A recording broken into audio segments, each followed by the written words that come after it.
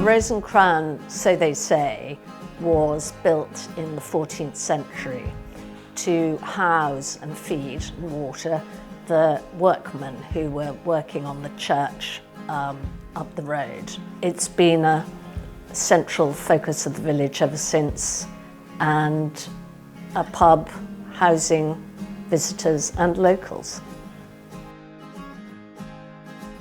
We didn't know anything about running a pub, but we thought this looked the most wonderful place and the most wonderful area. I don't think we ever thought we'd be here 30 years, but it's nearly 30 years now. And we've loved it. The challenge was pretty enormous. There were no bedrooms, and we've now got 16 bedrooms. They are all individually decorated. We've built on extra restaurants.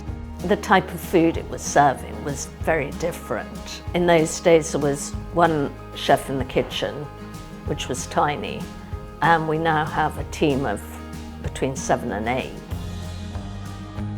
So the menu I create here, I'm trying to create a place where everyone can come and enjoy it. So whether you just come from the beach somewhere nearby and you want just a quick lunch, or you maybe want a more potentially romantic or a bit more of a fancy evening dinner, I hope that the menu that I've got here will be able to fulfil both of those kind of requirements. So one of the things I'll be doing for you today, I'll be doing a whole roasted plaice. That will be with a scallop roe sauce, so it's the scallop roes. We have a scallop dish on the starters as well, but I keep the scallop roes and I make a lovely sauce out of those, and that will be coming with some lovely Norfolk purple sprouting broccoli and just some herb dusted fries. It's a nice little, you can dip them in the sauce and that'll be delicious. Having a patisserie chef in the kitchen is really fantastic. I mean, most of the places I've worked, obviously we've had a pastry chef, but having an actual French patisserie chef such as Fabien, who we have here, is really fantastic. I can just leave him to produce some fantastic desserts.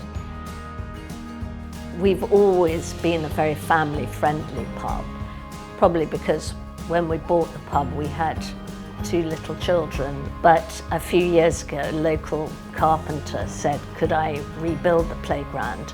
And that's really popular, and the garden is walled in. So for the parents, it's a relatively relaxing experience. They can sit in the garden room or they can sit out in the garden and their children can run around, and there's lots of space to run around in, but they can't get away.